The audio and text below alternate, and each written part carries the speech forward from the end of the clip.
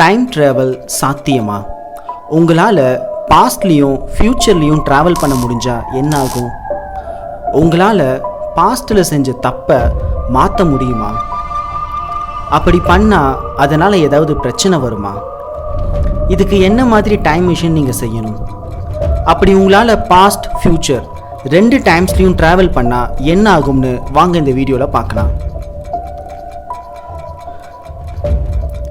Time மிஷினில் jump பண்ணி இந்த போரிங்கான மீட்டிங்கில் இருந்து தப்பிக்கணும்னு எத்தனை தடவை நீங்கள் நினச்சிருக்கீங்க? போன வாரம் நடந்த இந்த சண்டையை அவாய்ட் பண்ணிக்கலாமே அப்படின்னு நினச்சிருக்கீங்களா? டைம் ட்ராவல்னு சொன்னாலே சயின்ஸ் ஃபிக்ஷன் மூவிஸில் மட்டுமே நடக்கிற ஒரு கற்பனைன்னு தான் நம்ம எல்லாருக்கும் தோணும். ஆனால் நம்ம எல்லாரும் டெய்லியும் டைமில் ட்ராவல் பண்ணிட்டு தான் இருக்கோம். ஆல்பர்ட் ஐன்ஸ்டீன் என்ன கண்டுபிடிச்சிருக்காருன்னா, டைம்னு ஒன்று நிலையானது கிடையாது, ஆனால் அது கண்டினியூஸாக முன்னோக்கி நகர்ந்துக்கிட்டே இருக்குது. நம்மளும் அது கூடவே முன்னோக்கி நகர்ந்துக்கிட்டே இருக்கும். ஐன்ஸ்டீன் பொறுத்தவரை டைம் என்பது 4th டைமென்ஷன். 3 டைமென்ஷனல் ஸ்பேஸ் கூட சேர்ந்து இது ஒன்றா இணைஞ்சிருக்கிறதால 4th டைமென்ஷன் டைம் இது கூடவே ஒன்றா சுற்றிக்கிட்டு இருக்கு. ஸ்பேஸ் டைம் பற்றி பார்க்கலாம் வாங்க. ஸ்பேஸில் ட்ராவல் பண்ணணும்னு நீங்கள் நினச்சா மேல் நோக்கி போகிறது நமக்கு கொஞ்சம் சேலஞ்சான விஷயந்தான். ஒன்று ஏரோப்ளைனில் போகணும், இல்லை மேலே போக படிக்கட்டு இருக்கணும். இன்னும் நம்ம ஒரு சரியான டைம் ட்ராவல் மிஷினை கண்டுபிடிக்கல. தியரிட்டிக்கலாக டைம் மிஷினை நம்மளால் உருவாக்க முடியும். ஆனால் அது இப்படி இருக்குமா, இல்லை இப்படி இருக்குமா? ஏன்னா டைம் ட்ராவலோட ரகசியம் இன்னும் எல்லாருக்கும் தெரியாமல் தான் இருக்குது. உங்களுக்கு ஒரு ஸ்பேஸ் ஷிப் தேவைப்படும். அது லைட்டோட வேகத்தில் ட்ராவல் பண்ண முடியணும்.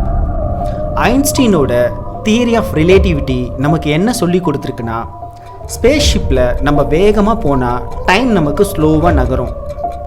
சரி, நீங்கள் ஒரு ஸ்பேஸ் ஷிப்பில் 99.9% லைட் ஸ்பீடு வேகத்தில் நம்ம உயிர் வாழறதுக்கு ஏற்ற மாதிரி இருக்கிற வேற ஒரு பிளானட்டுக்கு ட்ராவல் பண்ணுறதா வச்சுக்கோங்க. சில 40 லைட் இயர்ஸ் தூரத்தில் நீங்கள் சில வித்தியாசமான உயிர்களை பார்க்குறீங்க.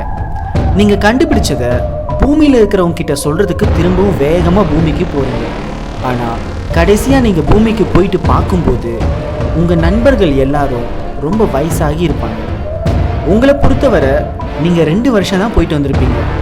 ஆனால் பூமியில் இருக்கிற மக்களை பொறுத்தவரை நீங்கள் 80 வருஷம் போயிட்டு வந்திருக்கீங்க. இந்த நிகழ்வுக்கு பேர் தான் டைம் டைலேஷன். இது மாதிரி நடக்க வாய்ப்பு இல்லை. ஏன்னா இப்போ நம்ம கிட்ட இருக்கிற டெக்னாலஜியை வச்சு லைட்டோட ஸ்பீடில் ட்ராவலிங் பண்ணுறது பாசிபிள் கிடையாது. நம்ம சயின்டிஸ்ட் உருவாக்கின அப்போலோ 10 11,000 மீட்டர்ஸ்/செகண்ட் ஸ்பீடில் ட்ராவல் பண்ணுற மாதிரி தான் உருவாக்கியிருக்காங்க. நமக்கு டைம் ட்ராவலில் போகிறதுக்கு கிட்டத்தட்ட 299 மில்லியன்/செகண்ட்ஸ் தேவைப்படுது. அதுக்கு மேலே இதோட வேகத்தை நம்ம கூட்டும்போது மகத்தான சென்ட்ரிஃபியூகல் ஃபோர்ஸ் உருவாகும். சென்ட்ரிஃபியூகல் ஃபோர்ஸ் நீங்கள் லைட் ஸ்பீடு கிட்ட வர்றதுக்கு முன்னாடியே உங்களை தூக்கி எரிஞ்சிரும். ஆனால் நம்ம கிட்ட இன்னும் வார்ம் ஹோல்ஸ் இருக்குது. ஐன்ஸ்டீனோட கணிப்புப்படி சுரங்கம்னு சொல்கிற இந்த டன்னல் வேற உலகத்துக்கும் வேற ஒரு நேரத்துக்கும் இணைக்கப்பட்டிருக்கு.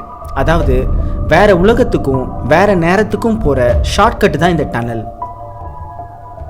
இந்த வார்ம் ஹோல்ஸில் என்ன பிரச்சனைனா, அது ரொம்ப சின்னது. பில்லியன் ட்ரில்லியன் சென்டிமீட்டர் அளவுக்கு சின்னதாக இருக்கிறதால எந்த மனிதர்களாலும் அது உள்ளே நுழைய முடியாது. போன வருஷம்தான் கஷ்டப்பட்டு நான் என்னோடய ஜீன்ஸை போட முயற்சி பண்ணேன். அந்த வார்ம் ஹோலை நம்மளால் பிடிக்க முடிஞ்சால் அது பெருசாக மாற்ற முடியும். ஒரு வேளை நம்ம பூமிக்கு மேலே ஒரு பெரிய டன்னல் இருந்து அது வேற ஒரு கிரகத்துக்கு கொண்டு போச்சுன்னா என்னாகும்? இந்த வார்ம் ஹோல் 2 பக்கமும் ஒரே இடமும் வெவ்வேறு நேரமும் இருந்தால் என்ன ஆகும்னு பார்க்கலாம். நம்மளால் இந்த வார்ம் ஹோல் உள்ளே போயிட்டு உங்களால் பாஸ்ட்டுக்கு போக முடியும். ஆனால் வார்ம் ஹோல்ஸில் சில பிரச்சனை இருக்குது. அது கொஞ்ச நாள் தான் உயிரோடு இருக்கும். அதோட பாஸ்ட்டில் நீங்கள் ட்ராவல் பண்ணும்போது அதில் சில முரண்பாடுகளை உருவாக்கும். அது எப்படின்னா, ஒருவேளை நீங்கள் உங்கள் பாஸ்ட்டுக்கு போயிட்டு உங்களோட பாட்டிக்கிட்ட கல்யாணம் பண்ண வேணாம்னு சொல்லி சமாதானப்படுத்திட்டீங்கன்னா உங்கள் அப்பா பிறந்திருக்க மாட்டார்.